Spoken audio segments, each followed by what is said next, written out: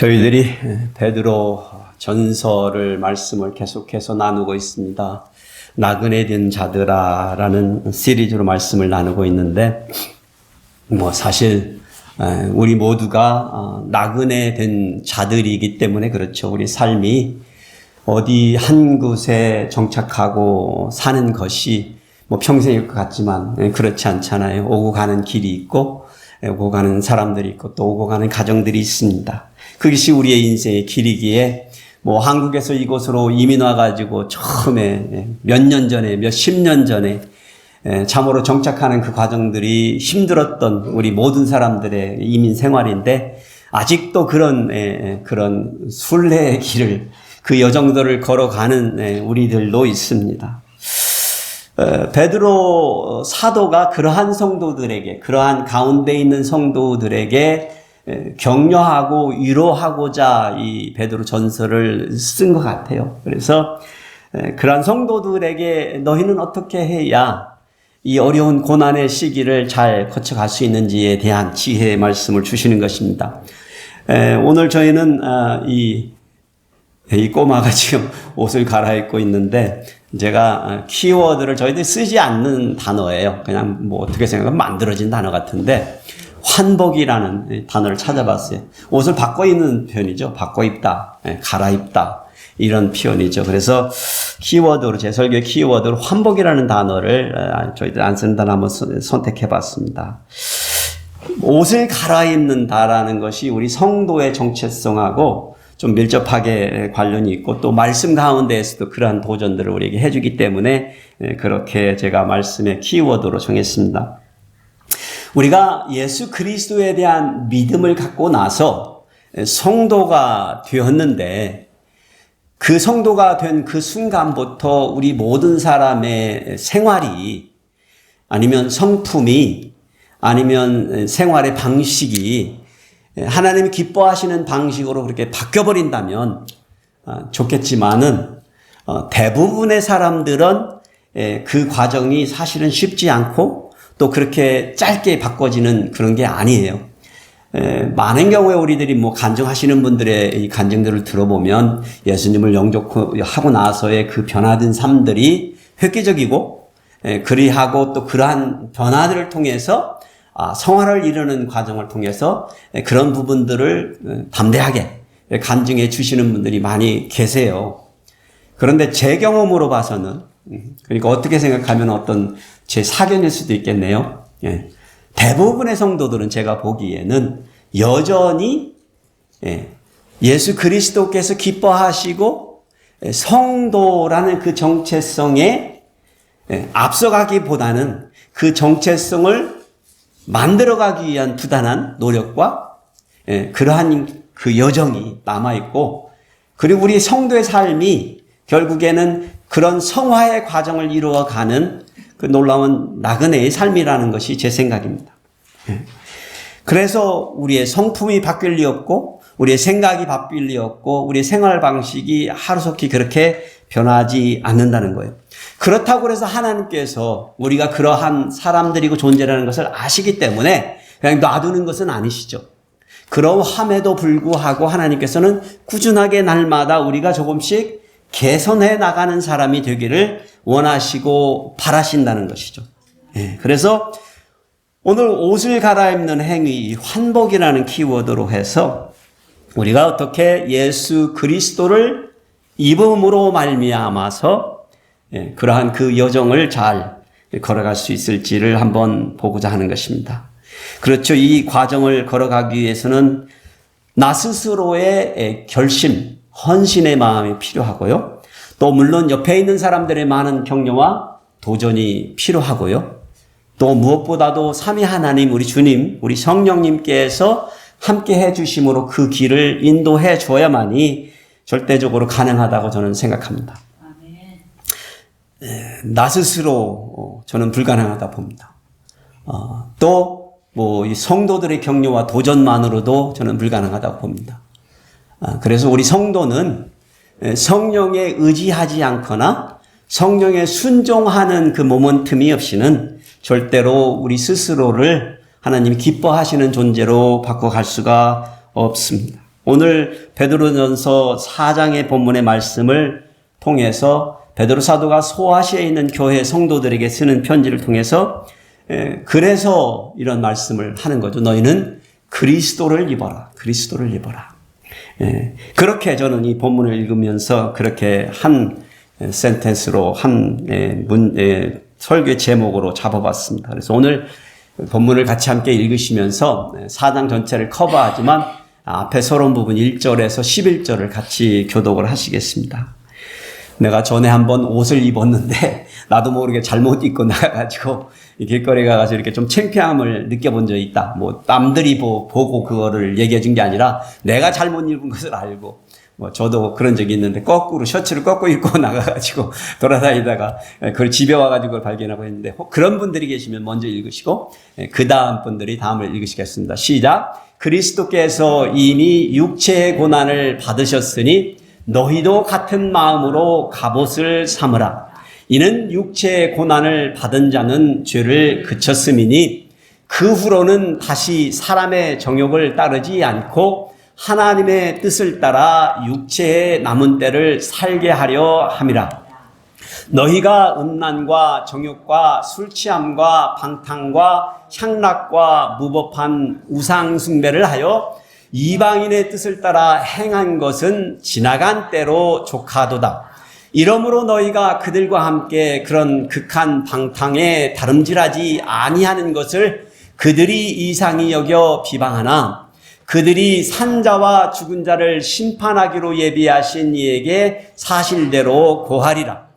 이를 위하여 죽은 자들에게 복음이 전파되었으니 이는 육체로는 사람으로 심판을 받으나 영으로는 하나님을 따라 살게 하려 함이라. 만물의 마지막이 가까이 왔으니 그러므로 너희는 정신을 차리고 근신하여 기도하라. 무엇보다도 뜨겁게 서로 사랑할지니 사랑은 허다한 죄를 덮느니라. 서로 대접하기를 원망 없이 하고 각각 은사를 받은 대로 하나님의 여러 가지 은혜를 맡은 선한 청지같이 서로 봉사하라. 다 같이 읽으시겠습니다. 만일 누가 말하려면 하나님의 말씀을 하는 것 같이 하고 누가 봉사하려면 하나님이 공급하시는 힘으로 하는 것 같이 하라. 이는 범사에 예수 그리스도로 말미암아 하나님이 영광을 받으시게 하려 함이니 그에게 영광과 권능이 세세에 무궁하도록 있느니라. 아멘. 인간의 연약함이나 사악함은 이미 성경에 나타나 있는 이스라엘의 역사 속에서 이미 우리들에게 누누이 증언해 주는 바죠. 때로는 우리가 이스라엘 사람들이 하나님 앞에 행한 그런 것들을 보면서 우리가 생각하기에도 아니 이 사람들 왜 이러지? 이해가 안 될 정도로 그렇게 하나님의 대항하여 반역하고 순종하지 않는 모습들을 보여줍니다. 그런데 사실 이것이 그들만의 이야기가 아니라는 것이죠. 우리들 각자의 삶을 이렇게 뒤돌아보면 우리도 어이없게도 그런 실수를 범해오는 우리네 인생의 이야기들을 가지고 있다라는 것입니다. 그러므로 우리의 인생 가운데, 우리 인생의 스토리 가운데에도 그런 모습들을 누누이 드러내 주는 것이 이게 사람의 인생의 스토리의 진실이라는 것이죠.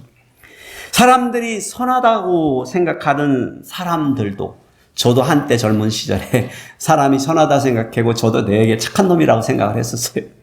그런데 살다 보니까 세상의 풍파에 부딪히다 보니까 내 본성이 드러나고 내 속에 있는 죄성이 드러나고 나라는 놈도 그렇게 착한 놈이 아니고 세상에 있는 많은 사람들도 기대를 저버리고 그렇게 선한 사람들만은 아니다라는 것을 우리가 어떻게 해요? 누누이 경험해 가는 것이 우리의 인생의 삶입니다. 그래서 전에보다는 사람들을 쉽사리 믿을 수 없고 기대하지 못하고 하는 것이 아쉽고 불행한 우리의 모습입니다. 그것이 우리 인간의 진면목이죠. 우리가 사모할 만한 것들이 그러니까 우리 인간들 속에는 결국에는 없다는 거예요. 그렇게 선하기만 한 그 있는 그대로 놔둬서 그들이 스스로 구원을 이룰 수 있는 존재들이 아니기에 우리 하나님의 개입이 우리 인생 속에는 필요했던 것이고, 예수 그리스도께서 이 땅에 오셔서 죽으셔서 우리를 그리 해 주셔야만 했던 것이죠. 물론 우리 대부분의 사람들은 우리가 뭐 실수하고 잘못했던 것들이 법에 접촉되거나 그래가지고 죄를 범하거나 잘못을 저질러가지고 어디에서 신고당하거나 잡혀갈 만한 그런 죄들을 졌던 사람들은 아닐 수 있어요. 그런데 이게 우리가 살다 보면서 자이든 타이든 아니면 의식적이든 무의식적이든 우리가 보면 작은 사소한 것들이, 그렇죠, 다른 사람들에게 염려가 되고 걱정이 되고 아픔이 되고 고통이 됐던 적은 누누이 있어 왔던 것입니다. 무엇보다도 내 사랑하는 사람들, 내 주위에 있는 사람들에게 늘 그렇게 아픔의 가시처럼 우리 인생을 살아가고 있는 것이 지금도 오늘도 저의 모습이라는 것을 고백하지 않을 수 없습니다. 그래서 여러분, 저희들이 하나님 앞에 용서받아야 될 죄들이, 교회 성도들이 늘 그렇게 하나님 나는 죄인입니다라고, 어떤 분들은 뭐 벌름한테 못한 그런 죄라고, 사람이라고 존재라고 그렇게 고백하는 것들이 사실은 그냥 추상적으로만 그냥 입에 발린 사탕 발림 같은 그런 고백들이 아닐 수도 있다는 거예요. 정말 진심으로 우리가 그것을 깨닫고 느낀다면 나라는 사람이 아무리 좋아 보여도 내가 세상을 선하게 살았노라라고 생각하면서 나는 하나님 필요 없어요. 뭐 누가 그러죠. 어떤 분들은 뭐 부처님 몸뚱아리라고 뭐 그렇게 자처하면서 나는 그렇게 선하게 살았어요라고 얘기하지만 그렇지가 않다는 거죠. 우리에게는 하나님으로부터 용서받아야 할 죄들이 태산같이 많은 사람들이라는 거예요. 그래서 우리 성도들이 믿음을 갖고 있는 사람들이라고 하여도 그 사람들이 온전한 사람이다라는 기대를 저버려야 됩니다. 그런 기대를 갖지 마세요. 행여 여러분들이 교회에 와가지고 착한 사람들이 모여있는 곳이다라고 생각하고 이곳에 들어오시는 분들이 계시다면 좀 말려주세요. 그런 분들을 보고 싶으면 딴 데 가라고 그러세요. 교회에 없어, 그런 사람들. 없어요. 오히려 저희들은 영적으로 우리 스스로가 환자다. 우리는 하나님의 치유를 받아야 되고 위로를 받아야 되고 격려를 받아야 되고 힘을 얻어야 될 사람들이라는 고백을 가진 사람들이 이곳에 오는 것입니다.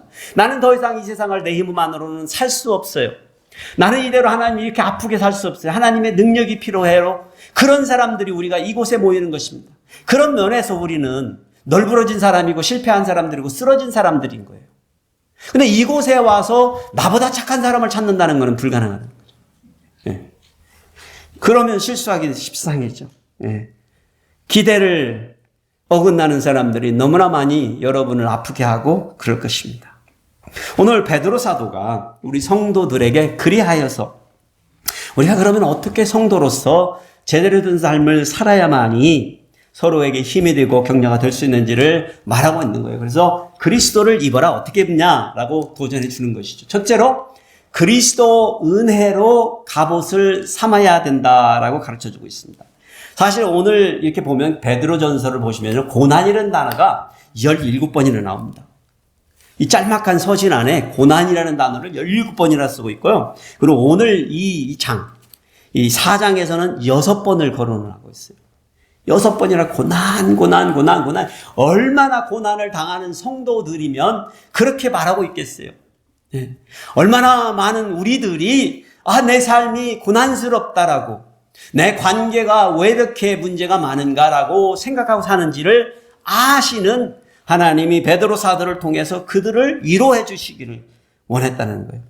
시대가 아무리 변했어도 이 고난이 사라졌을까요? 아니죠. 사실은요, 성도들에게는 시간적으로 보면 어느 곳을 향하여 달려가고 있어요? 종말을 향하여 달려가고 있잖아요. 주님이 다시 오시는 그날을 향하여 달려가고 있어요. 우리 배웠잖아요, 요한계시를 통하여서. 그런데 그 현상이 나타나는 현상이 뭐예요? 종말을 향하여 가는 현상이 뭐예요? 이 세상이 더 좋아지던가요? 아니잖아요. 사탄이 발악하는 시대로 접어들고 있는 것입니다. 그러니 성도들에게 세상을 선하게 살기를 원하는, 그리스도의 뜻대로 살기를 원하는 우리들에게는 이 세상은 가시밭길 같은 고난이 널브러져 있는, 죄가 깔려져 있는 그런 전쟁터일 수밖에 없다는 거예요. 그러니 이 시대에서 어떤 성도의 본분을 지키고 사느냐가 결국에는 우리가 가지고 있는 믿음의 진수를 드러내주는 거예요. 어떤 게 진짜 믿음인지를 모르면 고난 가운데 서 있는 사람들을 보면 되는 거죠. 내가 고난 가운데 어떻게 하고 있는지를 보면 되는 거예요. 내 스스로가. 내가 힘들 때 내가 뭔 일을 하는지를 보면 되는 거예요. 그러면 내가 하나님의 사람인지 아직도 세상에 빠져 사는 사람인지를 알 수 있다는 것입니다. 베드로 사도는 말합니다. 그리스도께서 이미 육체의 고난을 받으셨으니, 예수님께서 이미 십자가에 못 박히셔서 죽으셨기 때문에 라고 전제해 놓고요. 이렇게 말합니다. 너희도 같은 마음으로 갑옷을 삼으라. 이렇게. 저는 이 말씀을, 전에 말씀을 받을 때 이렇게 생각했어요. 예수님께서 고난을 받으셨으니 성도된 너희들도 고난을 받아 마땅하다. 그러니 고난 받아라. 이렇게 생각했어요. 그래서 우리가 받는 고난이, 예수님도 고난 받으셨는데 당연하게 우리 성도들이 고난 받아야지라고 단순하게 그냥 생각을 했단 말이에요. 근데 이번에 제가 말씀을 공부하면서 이 구절에는 좀 더 깊은 비밀이 숨겨져 있다는 것을 제가 깨달았습니다. 예수님이 고난 받았는데 너희들은 뭐라고 고난을 안 받냐 이런 투의 그런 말이 아니고, 여기 보시면은 그리스도께서 이미 육체의 고난을 받으셨으니, 이미 받았다라고 표현이 되어 있습니다. 이미 예수님께서 고난을 받으셨으니, 그러면서 이 후반절에요. 이는 육체의 고난을 받은 자는 죄를 그쳤습니다. 라고 말을 하면서 이게 우리 성도들이 고난을 받음으로 인하여 우리의 죄가 그치는 게 아니라 예수님께서 이미 십자가의 고난을 받으심으로 말미암아 예수님을 통해서 그 죄로 말미암아서 빚어지는 인간의 비극의 역사가 해결이 됐다는 표현인 거예요. 그러니까 샌드위치처럼 이렇게 감싸고 있죠. 예수님이 이미 오셔서 십자가에 달려 죽으심으로 우리 모든 사람들을, 그를 믿는 사람들의 죄를 그쳤다. 그러면서 가운데 우리 성도들에게 말하고 있는 것이죠. 너희가 같은 마음으로 갑옷을 삼으라. 그런데 이 같은 마음으로 갑옷을 삼으라 이 짧은 구절이 애매모호하게 번역이 되어 있습니다. 사실 여기에 마음이라는 표현이 전에 제가 말씀 계속 드리고 있죠. 우리는 한국 번역은 마음을 항상 여기를 간다고 그랬죠. 근데 이게 원래 성경은 마음 일로 가지 않습니다. 그냥 대부분의 마음은 하트를 표현하는 마음이 있긴 있지만 대부분은 어디로 가냐면 여기로 갑니다. 여기는 어디예요? 생각이에요. 생각. 이성이란 말이죠. 여기에서의 생각은 깨달음입니다. 깨달음. 인식이에요. 인식. 그러니까 그 깨달음, 같은이라는 표현도 같은이라는 단어가 아니에요. 그러니까 그라는 표현이 그 표현. 예수님께서 해주신 이 역사적인 사건을 그 깨달음으로 인하여 갑옷을 삼으라라고 했는데, 갑옷도 사실은 무기라는 뜻이에요. 무기. 무기를 삼아라. 무기를 삼아라. 이 표현입니다. 무장하라는 뜻이에요. 무장하라. 그게 무슨 뜻이에요? 성도들아, 지금 우리가 고난을 받고 있는데, 세상과 싸우고 있는데, 그저 우리가 고난을 받고 싸우는, 우리 스스로의 힘으로만 싸우는 그런 사람들이 아니라 누가 이미 해주셨다고요? 예수님께서 싸워주시고 이미 이겨주시고 그리하여 우리의 죄가 끝났으니까 더 이상 그 가운데 머물지 말라라고 말씀해 주시는 것입니다. 그러면서 말하는 거예요. 음란과 정욕과 술 취함과 방탕과 향락과 무법한 우상, 숭배와 같은 이런 것들, 옛날 나그네 되었을 때, 거리면이었을 때, 이방인이었을 때 저질렀던 것은 이미 그 시대에 족하다라는 거죠. 무슨 얘기인가 아세요? 우리가 이미 믿음을 갖기 이전에 받았던 그때 살았던 모습, 그것만으로도 족한데 왜 지금 성도들아 방황하고 있느냐라고 말하고 있는 것이겠죠. 우리는 평범하게 육체적으로는 세상 속에서 그냥 사는 사람들이잖아요. 그렇죠? 우리는 다를 바 없는 존재들이에요. 세상 사람들과. 그런데 우리가 누구를 입었다라는 거예요? 예수 그리스도를 입었다. 예수 그리스도께서 우리에게 이미 승리를 선포해 주셨기 때문에 영적으로 승리한 삶을 살아갈 수 있는 존재라는 것을 말해주는 거예요. 우리 그리스도께서 육체의 고통을 이기시고 우리의 죄를 영원히 사하시고 그 놀라운 은혜를 기억하자는 거예요. 그 사랑을 기억하자는 거예요. 우리 주님이 그리 해주셨다라는 거예요. 제가 말씀 서론에 드렸잖아요. 우리 힘만으로는 내가 노력해야지, 오늘부터 이렇게 해야지 해가지고 그게 지속되어졌던 적이 있었던가요? 없잖아. 아무리 선한 계획이라도 우리 스스로가 세웠던 것은 어느 때쯤 가보면 변질되어 있는 걸 우리 스스로가 알잖아요. 어느 때 잘 열심히 하다가도 어느 때 가보면 안 하고 있고, 내가 내 생각이 흐트러져 있는 것을 알게 되거든요. 그래서 우리 스스로에게 그리스도께서 해주신 이 은혜를 늘상 묵상하지 아니하면, 늘상 무기 삼아서 무장하지 아니하면 안 된다는 거예요. 이걸 어떻게 열심으로 생각해야 되는 거죠? 의도적으로 몰입해야 된다는 말씀을 하는 거예요. 이게 베드로 사도가 우리에게 도전해주는 굉장히 현실적인 충고라는 생각이 들어요, 저는. 우리는 늘상 여러분들이 목사를 볼 때나 장로님을 볼 때나 권사님을 볼 때나 그분이 옛날 40년 전에 50년 전에 믿었으니까 그 사람은 성화가 다 돼가지고 인간이 완전해졌을 거라고 여러분 착각하시는데 아니에요.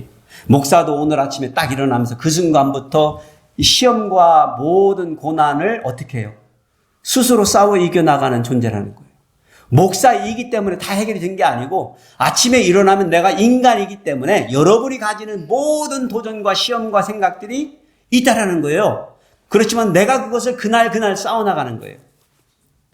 그러니 모두 다가 다 힘겨운 인생을 사는 거예요. 우리는 기대하죠. 누구는 이러니까, 누구는 이러니까, 누구는 이러니까. 그렇지만 누구는 이러니까 쉬운 게 아무것도 없다는 거죠. 여전히 우리는 싸워나가야 되는 거라는 거예요. 누구는 이러니까 이럴 수 있어요. 아니요. 하나에서부터 10까지 누구는 이게 쉬운 게 없다니까요. 매 순간마다 그렇게 결정할 뿐인 거예요. 그러니까 실수하게 되는 거죠. 그런 것들이 많은 것이죠. 잘못이 있을 수밖에요. 그런데 그것들만 가지고 카운팅을 하자면, 그것만 가지고 싸우자면 인생이 짧은 것이죠. 우리가 우리의 스스로의 문제점만 가지고 서로 싸우다면 우리가 한 1000년은 살아야 좋기, 그 모든 것을 다룰 수 있을 거라는 생각이 저는 듭니다.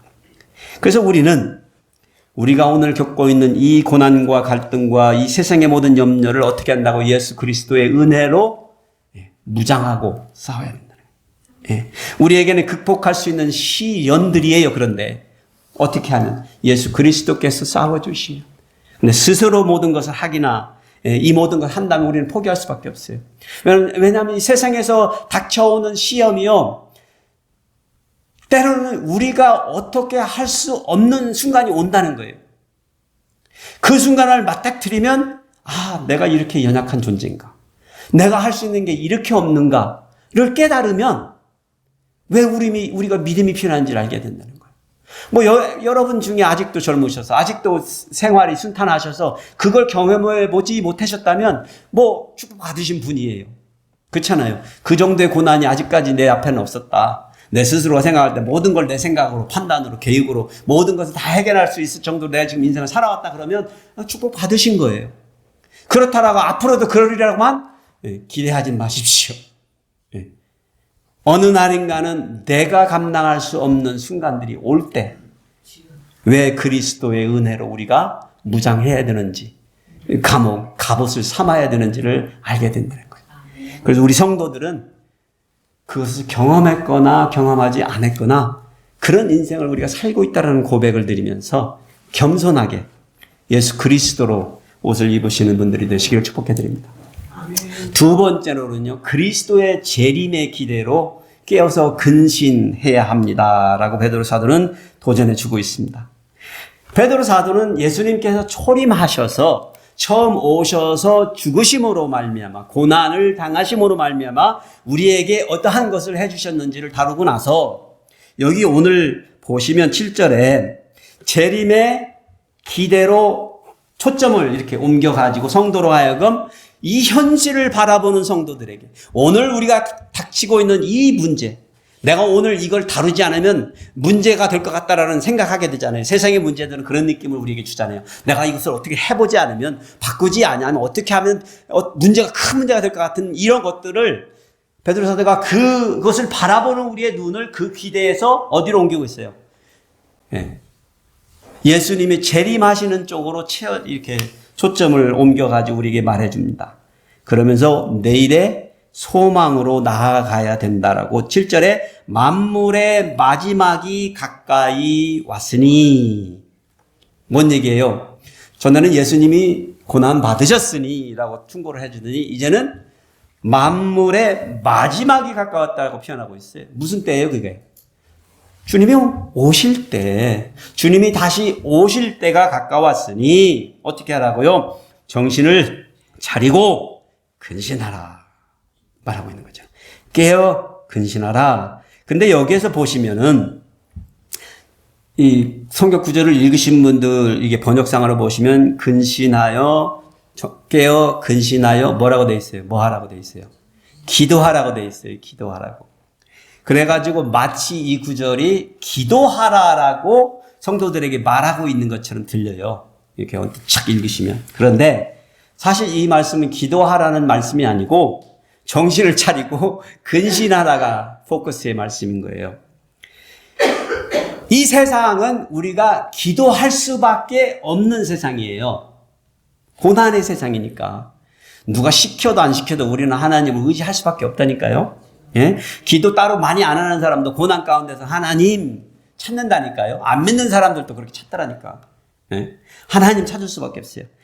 그런데 우리가 성도들이 해야 되는 거는 그저 필요한 그 구석에서 벗어나기만을 위하여 하나님께 간구하라는 표현이 아니라 깨어서 근신해야 된다는 거예요. 예. 근데 여기서 깨어서 근신하다는 표현이요. 보면 이런 표현이에요. 건전한 마음을 가지고 신중하다. 정신을 차리고 있다. 이게 또 뭔 생각이에요? 아까 앞에서도 마음에 어떻게 하라고 그랬는데 여기서 똑같이 뭐예요? 호랑이한테 물려가도 정신만 차리면 어떻게 해요? 산다는 표현이 있잖아요. 똑같은 표현이에요. 아무리 어려운 고난의 순간에도 건전한 마음을 가지고 신중하게 근신하라, 깨어있으라. 이 근신하는 표현이 술 취하지 않는다, 신중하게 정신 차리고 있다라는 표현이에요. 예. 정신을 잃지 말라는 표현이죠. 예. 그래서 고난 당했을 때 우리는 신중하게 생각을 해야 된다는 거예요. 그러니까 우리는 내동 마음이 오면 그게 그냥 그러니까 받아들일 생각을 하는데 이 마음하고는 감정하고는 굉장히 밀접하게 맞물려 있어요. 내가 왜 이런 감정을 갖는지도 대부분은 모를 정도로 우리는 그렇게 좌지우지 되는 거예요. 그래서 이 베드로 사도는 뭘 해야 되냐고 지금 말하고 있어요. 여기서 깨어 있어야 된다는 거예요. 그리고 여기서 깨서 뭘 생각해야 된다는 거예요. 신중하게. 뭘 생각해야 돼요? 지금 현실을 보면 안 되고 주님이 다시 오셔서 모든 것을 해결해 주시겠다고 했던 거. 놔둬라. 너희 스스로 심판하려고 판단하려고 네 스스로 모든 일을 해결하려고 하지 말고 이 세상의 악한 것들, 이 세상의 잘못된 것들은 주님이 마지막 날에 해결해 주시겠다라고 하시면서 그때까지 내버려둬라 라고 하셨잖아요. 예. 그걸 생각하라는 거예요. 그러면서 우리가 해야 할 거는 그런 생각으로 우리가 해야 할 건 뭐예요? 무엇보다도 뜨겁게 서로 사랑할지. 예. 그냥 뜨겁게라는 표현이 사랑하는, 우리 뜨겁게 서로 사랑한 사람들 사랑한 표현이 아니라는 거 지난번에 배웠잖아요. 이건 뭐예요? 다른 사람들을 열심으로 의도적으로 사랑하라. 사랑할 수 없는 사람을 사랑하는 표현이라는 말씀을 이미 이거는 다뤘던 말씀이에요. 왜요? 그렇게 하라는 이유가 뭐예요? 허다한 죄를 덮는다 그러잖아요. 왜 이 말을 했겠어요? 성도들 중에 서로 사랑할 수 있는 사람들은 죄가 없는 사람들 아니에요. 서로 뭐 관계가 좋은데 무슨 서로에게 용서할 관계가 아니잖아요. 그러니까 그건 서로 사랑하는 거는 그건 세상 사람들도 늘 하는 짓이잖아요. 그렇죠? 내 새끼 사랑하는 거 믿음 있다고 하나요? 세상 사람도 얼마나 사랑 많이 하는데 제가 보니까 우리보다 더 사랑해. 요즘에 동호회들이 세상에 얼마나 활발한지 몰라요. 그 동호회 때문에 교회가 안 돼요, 사실은. 세상에 너무나 끼리끼리 뭉치는 동호회들이 너무 잘 되고 있어요. 제가 언제 한번 말씀드렸던 거예요. 제가 축구를 한 4년인가를 축구 팀에 조인돼가지고 제가 했는데, 어떤 때는 거기가 교회보다 더 좋더라니까. 주일날 꼬박꼬박 모이는데 교회 안 오고 거기 가서 그냥 있고 싶어요. 예. 그런데 세상에 그런 동호회들 얼마나 와요? 등산 동호회, 골프 동호회, 바이시클 동호회. 동호회가 너무 많은 거예요. 세상 사람들도 사랑한다니까, 그런 사랑을. 여기는 그런데 우리가 사랑할 수 없는 사람조차도 사랑하라. 그게 서다한 죄를 덮기 때문에. 따지지 말고, 뭐 자잘못 따지다 보면 사랑받아야 될 존재는 이 세상에 아무도 없다는 거예요. 나도 하나님의 사랑을 받을 만한 존재가 아니라니까요. 그래서 따지지 말고 사랑으로 허다한 죄를 덮자라는 거예요. 사랑만이 우리의 어려움을 극복하고 잘못된 관계를 회복하는 힘이 된다는 것이죠. 예. 그러면서 두 번째로 말하잖아요. 예. 서로 적극적으로 격려하고 대접해야 된다. 대접해야 된다. 근데 여기서 대접한다. 이 표현은 배려해서 섬긴다는 표현이거든요. 예. 근데 여기에서 대접한다는 원어 자체가 무슨 단어냐면 나그네를 섬긴다라는 뜻이에요. 원어적으로. 그냥 그 한 단어가 그 번역이 지금 안 돼 있어요. 그리고 이것도 교회 안에서 성도들끼리 서로 섬기라는 것처럼 표현이 돼버려 있잖아요. 근데 그 말이 아니고 나그네를 대접한다는 그냥 원어적인 단어라니까, 이 단어가. 무슨 표현이에요? 역시 우리가 대접하고 섬기지 못할 존재들을 향하여 나가야 된다는 거예요. 그래서 우리가 아무리 우리의 성도들이 이 교회에서 우리끼리 잘 먹고 잘 섬기고 잘 대접하는 데까지만 가 있으면 지금 말씀의 완성이 있다고 생각해요? 아니에요? 아니라니까요. 그래서 우리가 문제가 있는 거예요. 우리 공동체에 문제가 자꾸 생기는 이유가 있어요. 왜냐하면 우리는 halfway done. 그냥 우리는 사랑받아야 될 사람들만 사랑하고 사는 거죠. 그건 세상에서도 지금 일어나고 있는 현상이라니까요. 그런 기대를 가지고 교회로 왔는데 그 세상 사람들이 이곳에서 그런 사상도 못 느끼니까 안 오는 거잖아요. 이거 모르셨어요? 이게 아주 비밀인데. 세상 사람들이 우리에게 알려주지 않는 비밀이 그거예요. 세상에 있는 사람들이 그런 동호회에서 있었던 그 사랑을 교회에서도 혹시 더 좋은 사랑이 있나고 와봤는데 그 동호회보다 아니라는 거야. 그러냐 안 온다니까요. 올 이유가 없죠. 올 이유가 없어요. 여기 보세요. 고난 속에서도 먼저 사랑을 선택하고 서로를 적극적으로 격려하고 대접할 때 성도는요, 고난 속에서 아니 생각해보면 내가 고난스러운데 누구를 섬기고 누구를 사랑한단 말이에요. 이게 쉽지 않잖아요. 지금 내가 위로를 받고 싶고 누군가가 나를 좀 도와줬으면 하고 싶은데 아니 어떻게 내가 누구를 돕냐고요. 그런데 영적 원리는 이게 참 신비로운 영적 원리예요. 여러분 해보세요. 내가 도움이 필요할 때 누군가를 도와줬을 때 내게 힘이 된다는 거예요. 누군가 고난스러운 사람을 위로할 때 그게 나한테 격려가 된다는 거예요. 예? 그래 나만 집중하면 왜 다른 사람들이 나를 몰라주지, 나를 위로해주지 않고 이렇게만 생각하면 그 기대에 흡족할 수 있는 사람은 아무도 없는 거예요. 그래서 이 성경에서도 누누이 나그네를 돌보고 고아와 과부를 돌보고 다른 이들을 이방인들을 돌보도록 하는 메시지를 계속해서 말해주는 거예요. 원망 없이 하라는 거예요. 원망 없이. 왜요? 원망이 많죠. 저런 것을 도와야 돼. 저런 것을 사랑해야 돼. 저런 것을 대접해야 돼. 섬겨야 돼. 대접받을 존재가 아니라니까. 그래도 원망 없이 하면 이것이 우리에게는 힘이 된다는 거죠. 그러면서 또 한 가지를 말하잖아요. 하나님의 여러 가지 은혜를 맡은 선한 청지기가 같이 서로 봉사하라. 여기 봉사라는 말이 봉사 같은데 사실 섬긴다는 표현이잖아요. 그러니까 여기는 교회적 표현으로 은사를 우리가 받았는데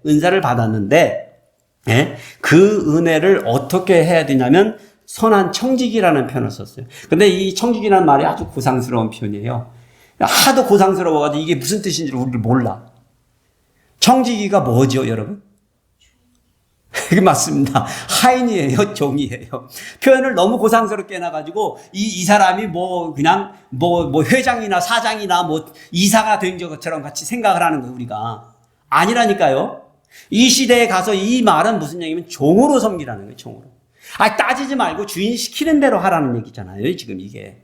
하나님의 주인이 너에게 맡겨주신 그 달란트, 그렇죠, 은사죠. 네가 할 수 있는 거, 네가 가지고 있는 거, 네가 나눌 수 있는 거, 그거 주인이 준 거니까 따지지 말고 그거 가지고 섬겨라. 선한 청지기는 누가 선한 청지기죠? 어렵나요, 이 해석이요? 딴 거 없어요. 주인이 시키는 대로 한 사람이 선한 청지인 거예요. 아직도 그걸 모르세요? 종이 어떤 놈이 착한 종이에요? 일 잘하는 종이 착한 놈이 아니에요. 주인이 시키는 것만 잘하는 게 착한 놈이에요. 이게 미스터리입니다. 하나님 우리에게 뭘 말하고 있어요? 계속해서. 그러면서 11절에 이렇게 결론을 내서 말하고 있잖아요. 만일 누가 말하려면 하나님의 말씀을 하는 것 같이 하고. 저는 여러분들에게 누누이 말씀드렸습니다. 여러분이 저한테 와가지고 백 목사님 하나님이 이렇게 말씀하시네요 라고 하면 제가 듣겠다고 말씀드렸죠. 누누이 말씀드렸죠. 저는 반대하지 않고 거부하지 않고 듣겠다고 그랬습니다. 하나님이 말씀하신다고 하면 제가 듣겠다고 그랬어요. 제가 다르게 생각해도 듣는다고 제가 말씀을 드렸어요. 예. 여러분들이 스스로 내 생각이 아니라 하나님이 정말 원하시고 하나님이 이걸 원하신다라고 우리 교회를 위해서 나를 위해서 목사를 위해서 성도를 위해서 한다라고 말을 하면 제가 생각하기에 그게 잘못된 거라고 해도 저는 듣겠다니까요. 네. 그리고 누가 봉사하려면 섬기려면 일하려면 사역하려면 어떻게 하라고요? 하나님이 공급하시는 힘으로 내 힘만으로 하지 말고 내가 할 수 있는 것만으로 하지 말고 이게 교회에서의 사역의 비밀입니다. 저희들이 재직을 세우고 어떤 일들을 맡겨드릴 때 저는 여러분들이 할 수 있는 일만을 제가 고려하지 않고 지금 해드리고 있는 걸 여러분이 아셨을 거예요. 그럼 웬걸 이게 갑자기 무슨 일? 예. 여러분이 잘할 수 있는 거는 놔둬도 잘 하시더라고. 직책이 안 줘도 하고 싶은 거고 할 수 있는 힘이 있고 능력이 있는 거잖아요. 그렇잖아요. 그거 그냥 하시면 되잖아. 그냥 하시면 되잖아. 누가 시켜서 하나요? 알아서 하면 되는 거지. 그게 하나님 앞에 섬김이 되잖아요. 그런데 우리가 어떻게 하는 거예요? 하나님이 주시는 힘으로 하는 것을 보기를 원하잖아요. 나는 할 수 없는데 하기 싫은데 하나님이 하시는 힘으로 하는 것을 원하는 거잖아요. 그래서 여러분이 행여나 그런 느낌을 받으셨다면 이게 뭐지? 그런 느낌 받으셨으면 바로 이러한 의미가 있습니다. 저는 이 힘이, 이 말씀의 힘이 뭔지 알아요. 예.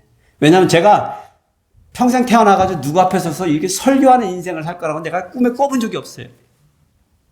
대학교를 마칠 때까지 제가 선생님한테 손을 들고 질문을 할 수 없는 사람이었어요.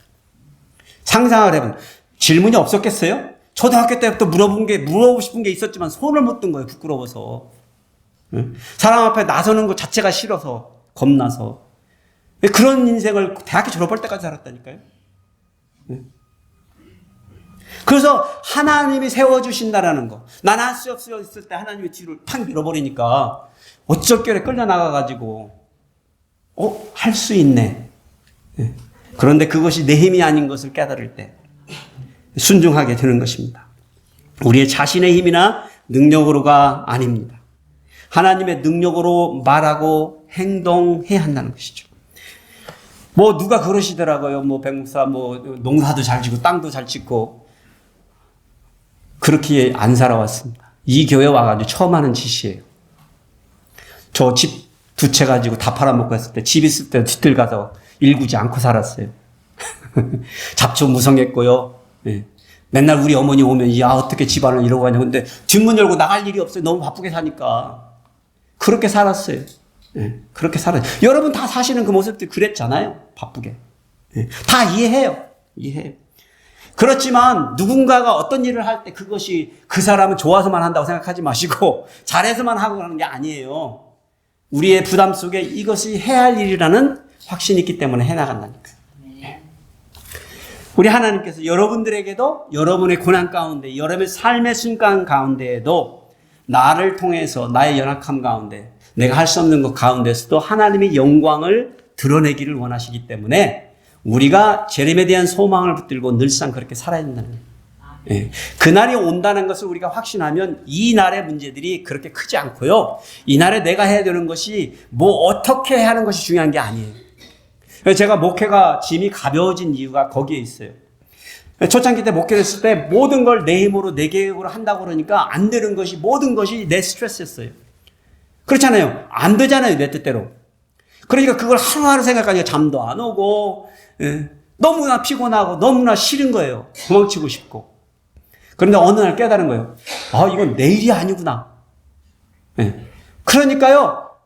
그냥 근심 걱정이 없어. 근심 걱정이 없다니까요. 나만 조금 정신만 차리면 근심 걱정이 없어요. 예. 그렇게 견뎌나가는 거예요. 예. 그래서 미련이 없는 거예요. 어떤 일들에 대해서. 그냥 가는 거예요. 하나님이 부르시는 대로. 여러분 성도님들도 그렇게 이끌림을 받아서 순종하며 재림의 소망을 가지고 여러분이 당한 그 고난의 때를 잘 헤쳐나가시는 성도들이 되시기를 축복해드립니다. 세 번째로는요, 그리스도의 고난에 기꺼이 즐겁게 참여해야 된다라고 말씀을 하고 있습니다. 여기서 우리는 중요한 교훈을 발견합니다.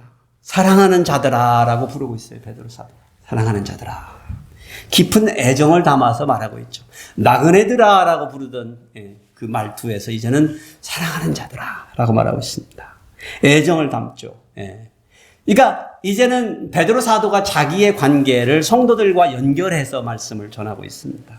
그러면서 우리가 고난을 당하는 것이 단순히 그리스도의 고난을 공유하는 데에서 멈추는 것이 아니라 우리가 그냥 고난을 받으니까 고난을 그냥 이겨내고 이렇게 그냥 이겨나가는 표정으로 이겨나가는 힘겨운 표정으로 이 인생을 살 게 아니라 좀 더 큰 도전을 우리에게 주는 것이죠.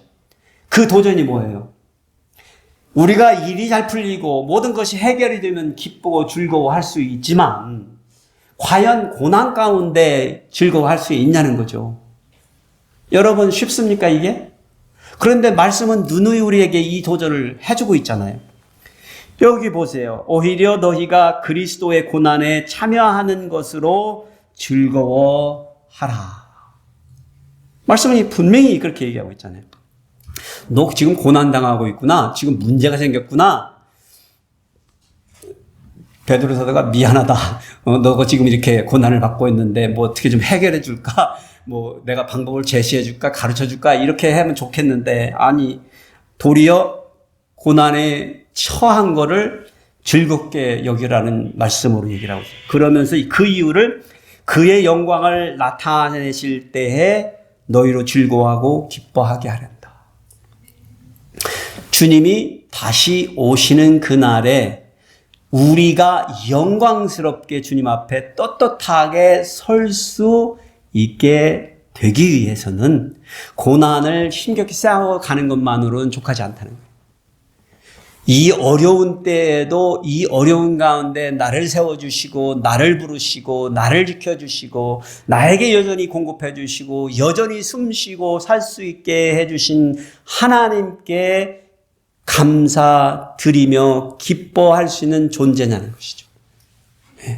쓰러졌어도 실패했어도 넘어졌어도 해결할 일들이 산더미 같이 많아도 그러한 가운데에도 하나님의 은혜가 느껴지냐는 것이죠. 여러분 굉장히 어려운 일이잖아요. 그렇죠? 근데 여러분 불가능할까요? 아니요. 가능하다는 거예요. 가능하다는 거예요. 그러면서 이것은 성도의 고난을 하나님께서 주시는 연단의 선물이라고 말씀해 주는 겁니다.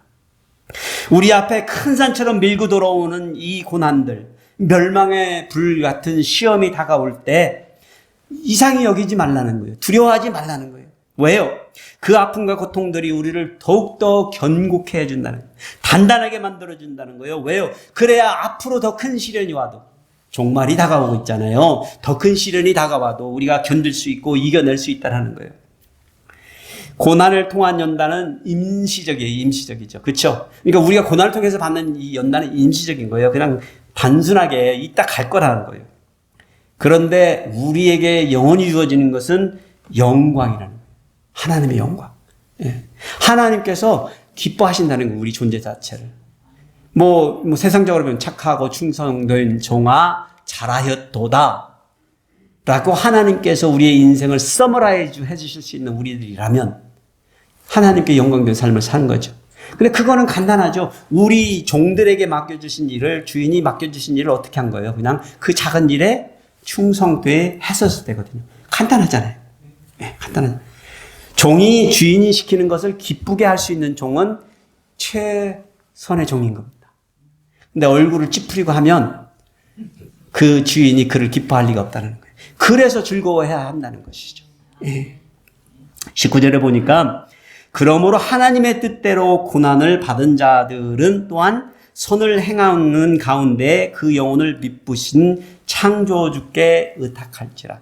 결론적으로 우리가 이 일을 할 수 있는 일, 우리가 순종하며 나아갈 수 있는, 우리가 기뻐하고 고난을 참여하는 우리에게 닥친 이 고난을 기뻐히 감수할 수 있는 이유는 뭐라고요? 우리 하나님께서 우리를 지켜주시기 때문이다라는 거예요.